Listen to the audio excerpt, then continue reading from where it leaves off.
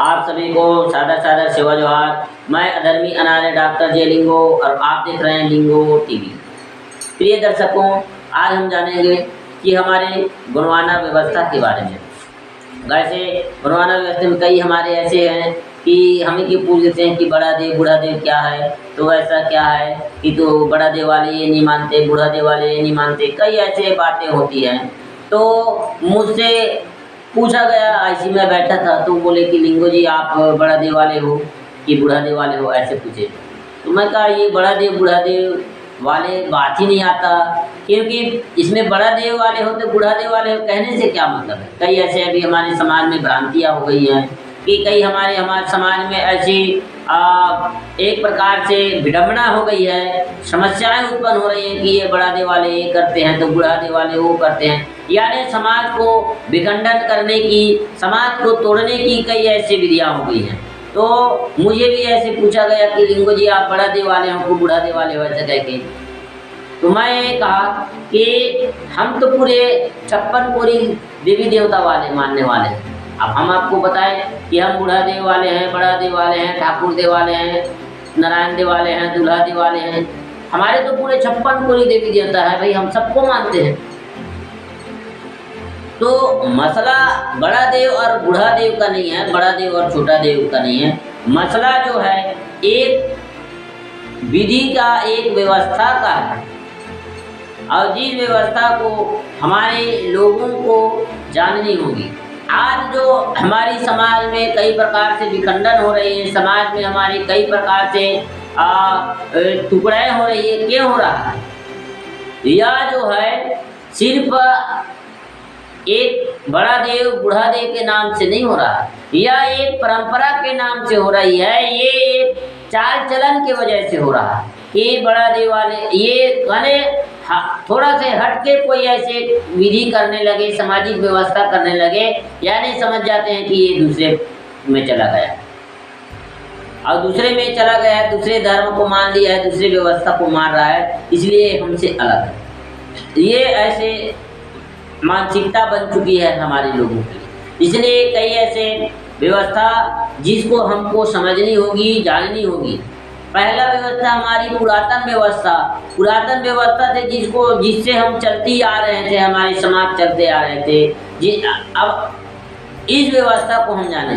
पहले तो बात कई जन मेरे नाम पे कंफ्यूजन करता अधर्मी, तो हम यही बोलते हैं कि हम अधर्मी हैं, अनार्य हैं, क्योंकि जिस दिन हमारी इस दुनिया में, इस जीव जगत में धर्म की प्रादुर्भाव नहीं हुआ था, उससे पूर्व के हम रहने वाले हैं। जिस समय सनातन की उत्पत्ति नहीं हुई थी, सनातन की कल्पना नहीं किया गया था, उससे पहले हम रह रहे हैं, पुरातन व्यवस्था को मानने वाले लोग हैं। अब पुरातन व्यवस्था से ही सनातन व्यवस्था बनी है, और सनातन व्यवस्था और कई ऐसे व्यवस्था बनी है, कई ऐसे धर्म बनी है, कई ऐसे संस्कृति बनी है, कई ऐसी मान्यताएं बनी है जो इस पुरातन व्यवस्था, प्राचीन व्यवस्था से बनी हुई है। अब उस हम प्राचीन व्यवस्था को मानने वाले, पुरातन व्यवस्था को मानने वाले व्यक्ति हैं, तो हम कैसे कहें कि हम कौन से धर्म को मानने वाले? इसलिए हम अपनी मूल पहचान को बचाए रखने के लिए, मूल व्यवस्था को बनाए रखने के लिए अपने नाम में अधर्मी लिखा लिए। अधर्मी यानी ये नहीं होता कि धर्म का विरोधी, ऐसा अधर्मी का मतलब नहीं होता। अधर्मी का मतलब धर्म का विरोधी नहीं होता। अनार्य का मतलब आर्य का विरोधी नहीं होता। अधर्मी का मतलब होता है कि कोई भी धर्म के अंतर्गत नहीं आने वाला व्यक्ति को ही अधर्मी कहा जाए। अनार्य यानी वो यहाँ की मूल निवासी है, कहीं बाहर से नहीं आया है, इसलिए वह अनार्य है। अवर्ण, जैसे वर्ण व्यवस्था बनी सनातन में, सनातन धर्म में, वैदिक व्यवस्था में वर्ण व्यवस्था बनी। तो अब हम कहें कि हम अवर्ण हैं, तो कहे कि अवर्ण यानी ये वर्ण व्यवस्था का विरोधी है, ऐसा नहीं, बल्कि वह वर्ण व्यवस्था के अंतर्गत नहीं आने वाले व्यक्ति को अवर्ण कहते हैं। उसी प्रकार से आज हम इसके बारे में जानना है हमको, तो ये व्यवस्था की सही जानकारी हमारे लोगों की नहीं होने के कारण, या भी कोई चातुर व्यक्ति हमारे लोगों को आपस में लड़ाने के उद्देश्य से, या छोटा देव, बड़ा देव, बूढ़ा देव, कई प्रकार से देवधामी के नाम से बांटने का काम हमारे समाज में कर रहे हैं। अब रही बात परंपरा की, वेशभूषा की, खान पान की, चाल चलन की, तो यह जो है, ये जो चाल चलन सिर्फ हमारे समाज में ही नहीं, हर समाज में, घाट घाट में पानी बदले 5 कोस में पानी बदले, यानी आज कोई भी जीव जगत के इस भूमंडल में, जीव जगत में रहने वाला व्यक्ति हर मौसम जलवायु, अलग अलग क्षेत्र में, अलग अलग एरिया में, अलग अलग राज्य में भिन्न भिन्न प्रकार की मौसम जलवायु होती है, और उस मौसम जलवायु के आधार पे वहाँ के जीव जंतु, रहने वाले व्यक्ति व्यवहार करते हैं, और उस व्यवहार को आप उसकी व्यवस्था बन जाती है। अभी हम देखे हैं कि वैदिक व्यवस्था में कई लोग अभी हमारे इधर ये कहते हैं, छत्तीसगढ़ में मोलता, कि जैसे अभी हमारे भोरमदेव में पूजवन प्रथा चल रही थी, तो यहाँ वैदिक व्यवस्था की प्रभाव ज़्यादा होने की वजह से वहाँ की पूजवन व्यवस्था को बंद करा दी गई। और कई लोग ऐसे कटाक्ष करते हैं कि वैदिक व्यवस्था में जो बलिदान, जिसको बलिदान बोलते हैं, बलि बोलते हैं, जीव जंतु का बलि नहीं दिया जाता है कह के। उन लोगों को मैं बता दूं कि मैं अभी 2-3 माह पूर्व में आसाम गया था, कामाख्या गया था, आप लोगों को वहाँ जाके देखना चाहिए। कामाख्या में वही वैदिक व्यवस्था को मानने वाले लोग आज भी कामाख्या में बकरा की बलि देते हैं। क्यों देते हैं? वो तो वैदिक व्यवस्था में बलि निषेध है, तो वहाँ कामाख्या में क्यों देते हैं? कई ऐसे काली माता की मंदिर वहाँ भी गए, हम लोग स्थान में भी गए, कलकत्ता में भी गए, कई ऐसे हमारे छत्तीसगढ़ में भी ऐसे हैं, चंडी माई, काली माई, कई ऐसे जो जगह हैं जहाँ पे बकराओं की, मुर्गाओं की आज भी पूजवन, जिसको हम पूजवन कहते हैं गुंडियन में, वो वैदिक व्यवस्था के अनुसार से बलि कहा जाता है, आज भी बलि दिया जाता है। तो ये जो चीज, जो व्यवस्था है, या जो कोई किसी धर्म विशेष धर्म के आधार पे नहीं है कि ये धर्म में बलि देना मना है, निषेध है, ऐसा आप नहीं कह सकते। क्योंकि 3 धर्म, जो 3 गुण होता है, हमने यही बताने का प्रयास किया कि तंत्र विधि में 3 गुण होता है। 3 गुण, रजोगुण, सतोगुण, तमोगुण। अब इन 3 गुण के आधार पे यहाँ की जीव जगत के जो जीव प्राणी हैं, इन तीनों गुण के आधार पे अपना व्यवहार करते हैं। कोई सतोगुणी होते हैं, कोई तमोगुणी होते हैं, कोई रजोगुणी होते हैं। अब सभी को आप सतोगुणी बनाओगे तो नहीं हो सकता। जैसे तमोगुणी में शेर, जैसे शेर है, शेर जो है तमोगुणी है, वो मांस खाएगा ही खाएगा, उसको घास खिला के आप जिंदा नहीं रह सकते। अब कहोगे कि ये जो सनातन व्यवस्था में निषेध है पूजवन का, बलि देना निषेध है कहोगे, तो सनातन में शेर नहीं आता क्या? सनातन धर्म में शेर जीव नहीं आता क्या? शेर जंतु नहीं आता क्या? क्यों नहीं आता शेर? सनातन धर्म की सबसे प्रसिद्ध जो हमारी जो प्रसिद्ध देवियां हैं, वैदिक व्यवस्था की प्रसिद्ध देवियां हैं, जिसको आप नवदुर्गा कहते हैं, जिसमें आप दुर्गा माता कहते हैं, वो तो शेर की सवारी करती है। क्या शेर सनातन धर्म की अंग नहीं है? तो आप इस तरह से इस लॉजिक में बात करना भी उचित नहीं है। तो व्यवहार के आधार पे हमारे लोगों को बंटने की किसी भी प्रकार से आवश्यकता नहीं है। पूजा विधि को देख करके बंटने की आवश्यकता नहीं है। व्यवस्था को अपनी परंपरा चलागत मान मनवकी के नाम से हमको लड़ने की किसी भी प्रकार से आवश्यकता नहीं है। जो व्यक्ति जिस प्रकार जो गुण के वो है, वो उसके आधार पे अपना व्यवहार करेगा ही, आप उसको बदल नहीं सकते। उसकी जो जन्मजात जो गुण है वह बदला नहीं जा सकता। जैसा शेर का गुण को आप बदल नहीं सकते, हिरण के गुण को बदल नहीं सकते, हंस बकुला के गुण को बदल नहीं सकते, उसी प्रकार से हमको इस जीव जगत को बदलने की आवश्यकता नहीं है, हमको अपनी सोच को बदलने की आवश्यकता है।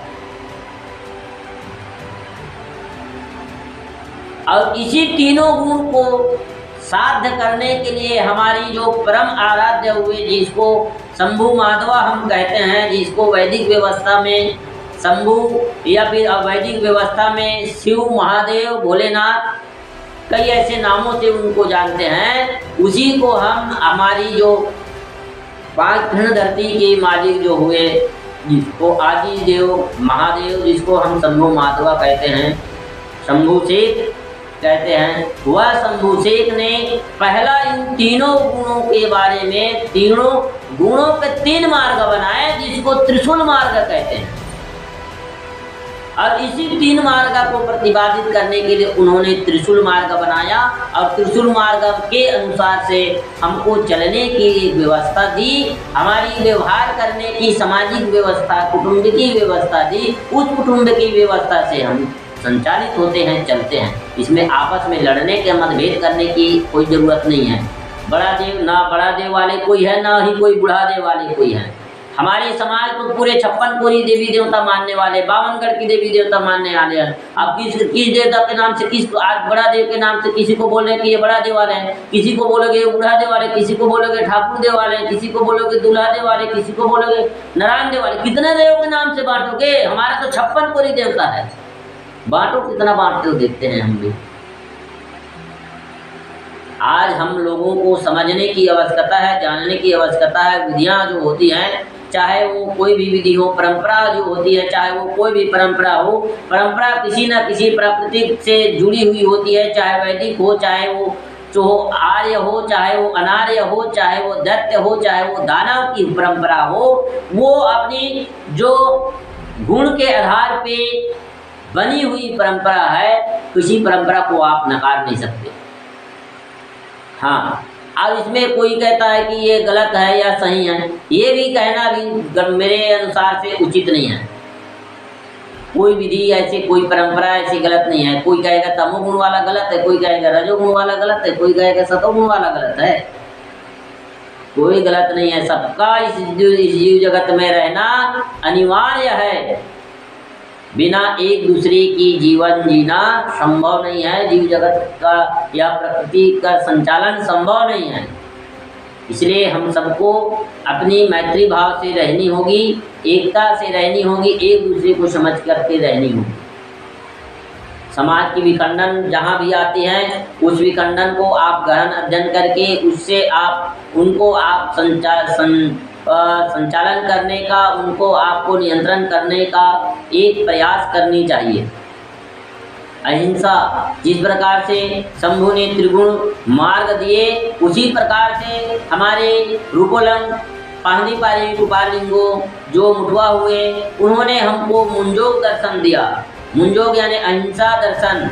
हमारी अहिंसा दर्शन क्या है? अहिंसा परमो धर्म ऐसे बोल देते हैं वैदिक व्यवस्था में। अहिंसा परमो धर्म, अहिंसा यानी ये बताने का प्रयास किया गया, अहिंसा यानी जीव हत्या नहीं करनी है, वही अहिंसा है। क्योंकि ये जो चीज है, ये बहुत सारी जो चीज है जो लोगों को ना मैं कभी कभी ये भी सोचता हूँ, कैसे सुनता हूँ, तो जो अर्थ का अनर्थ कुछ शब्दों का ऐसे अर्थ निकालते हैं और ऐसे अर्थ बताते हैं जो उससे मतलब ही नहीं है। अहिंसा का मतलब क्या होता है? अहिंसा का मतलब जीव हत्या नहीं कर रही है, यही अहिंसा है, ये बताया जाता है। जबकि हमारे आदि मुठवा पाहनीपारी कुपालिंगो जी ने यही बताया कि अहिंसा का मतलब ये होता है प्रकृति को संचालन करना, संयम बना के रखना, नियंत्रित करके रखना ही अहिंसा दर्शन है। तो हमारा अहिंसा दर्शन क्या है कि प्रकृति की दर्शन, जिस प्रकार से घास को हिरन खाती है, हिरन को शेर खाता है। एक प्रकृति का जो चैनल बना है, प्रकृति का जो जीवन चक्र बना है, उस जीवन चक्र को आप नकार नहीं सकते, उस जीवन चक्र को आप नकार नहीं सकते, तिरस्कार नहीं कर सकते। इसलिए अहिंसा का मतलब ये नहीं कि जीव जगत, अहिंसा का मतलब ये होता है कि ज़्यादा ना हो। अहिंसा का मतलब होता है कि आपको हिंसा और अहिंसा, तो हिंसा और अहिंसा का मतलब आप ये हो गया दोनों समानार्थी, जो विलोम शब्द है, उल्टा शब्द है, परिवाची शब्द है, ऐसे बोल गए तो हिंसा और अहिंसा हो गया। तो हिंसा का मतलब ये हो गया उल्टा अहिंसा। हिंसा का मतलब जीव हत्या करना, और जीव हत्या नहीं करना अहिंसा, ऐसा नहीं होता कि हमारे अहिंसा दर्शन में। इसलिए पर पहला कर्तव्य बनाया टोटम व्यवस्था। टोटम व्यवस्था कैसा टोटम व्यवस्था कि एक व्यक्ति, एक पशु, एक पक्षी, एक वनस्पति की संरक्षण करेगा, और वो सिर्फ वही संरक्षण करेगा। एक गोत्र के जो व्यक्ति है, जो उनकी गोत्र में निर्धारित किया गया उनका वो संरक्षण करेगा, भक्षण नहीं करेगा। किंतु दूसरा गोत्र के व्यक्ति, दूसरा जीव, एक पशु, एक पक्षी, एक वनस्पति का संरक्षण करेगा, और वो दोनों में आपस में क्या कर लेगा, आपस में एक दूसरे का भक्षण कर सकता है और दूसरा पहला का भक्षण कर सकता है। ऐसी व्यवस्था बनाई जिस प्रकार से वैवाहिक लेन देन में समगोत्री नहीं होता, जो अपने ही बेटी माई को अपने ही बहू नहीं बना सकते, वो दूसरे गोत्र के व्यक्ति उसको बहू बेटी बनाएगा, उसके गोत्र के आप बनाओगे। ऐसी व्यवस्था, पाली व्यवस्था, टोटम व्यवस्था बनाया, और इसी टोटम व्यवस्था को हम अहिंसा दर्शन कहते हैं। यही हमारा मुंजोग दर्शन है, और यह मुंजोग दर्शन ही सर्वश्रेष्ठ दर्शन है। कैसा सर्वश्रेष्ठ दर्शन है? क्योंकि अगर आप प्रकृति में रहनी है तो प्रकृति में सभी जीव जगत के जीव जंतुओं की मौजूदगी होनी अति आवश्यक है। आज प्रकृति में कई प्रकार से समस्याएं आ रही है, प्राकृतिक संतुलन बिगड़ रही है। क्यों बिगड़ रही है? क्योंकि प्रकृति का अनाहत दोहन करना, हिंसा यानी हत्या और अहिंसा यानी कम रूप से उसका उपयोग करना, अनाहत रूप से आप दोहन कर रहे हो, जिसके वजह से कई ऐसे जीव जगत के जीव जंतु इस प्रकृति से विलुप्त हो रहा है, और जिसकी कमी की वजह से इस प्रकृति में कई प्रकार से समस्याएं आ रही हैं। जीव जगत में कई प्रकार की समस्याएं आ रही हैं। अब इसी समस्या को निजात पाने के लिए उस समय प्राचीन काल में पुरातन व्यवस्था बनाई, और उस पुरातन व्यवस्था में मुंजोग दर्शन बनाया गया, अहिंसा दर्शन बनाया गया, जो संतुलन के ऊपर बनाया गया, संतुलन के आधार पे बनाया गया, ना कि वो हिंसा और अहिंसा की बात को लेकर के बनाया गया। संतुलन व्यवस्था के आधार पे उस समय का प्राकृतिक दर्शन, अहिंसा मुंजोग दर्शन को बनाया गया। उसी मुंजोग दर्शन को आज हम, चाहे मानव हो चाहे जीव जगत हो, कि जीव जंतु हो, उसको अपने जीवन में प्रतिपालन करते हैं, उसका परिपालन करते हैं, उसके आधार पे चलते हैं। आप देखे होंगे शेर कभी घास नहीं खाता। क्यों नहीं खाता घास? घास क्यों नहीं खाता? हिरन कभी मांस नहीं खाएगी। हिरन मांस क्यों नहीं खाता? क्योंकि उसकी व्यवहार में ही नहीं है वो।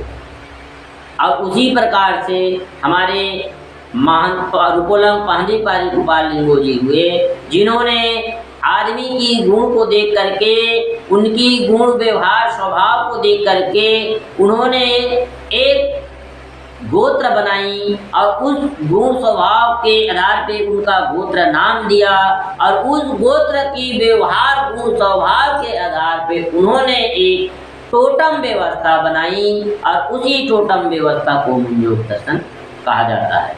ये हमारी मुंजोग दर्शन है। इसलिए मैं सभी सगा समाज से, या सभी हमारे जो पुरातन व्यवस्था से चलने वाले हमारे समाज से निवेदन करूंगा कि वो आपस में लड़े नहीं, और देवी देवता के नाम से तो खास करके लड़े नहीं। ये व्यवस्था है, इस व्यवस्था को आप समझिए। और देवी देवता के नाम से लड़ेंगे तो बहुत सारा देवी देवता है, फिर लड़ते रहिए, कितना देवी देवता के नाम से लड़ते रहेंगे। तो चलिए आज के लिए इतना ही। आप सभी को सादर सादर सेवा जोहार। जो कोई भी भाई हमारे YouTube चैनल को सब्सक्राइब नहीं किए, सब्सक्राइब करें, लाइक करें, कमेंट करें और इस ज्ञान को अधिक से अधिक लोगों तक पहुंचाने के लिए शेयर जरूर करें। आप सभी को सेवा जोहार। जय शिवा, जय प्रभु, जय गुरु।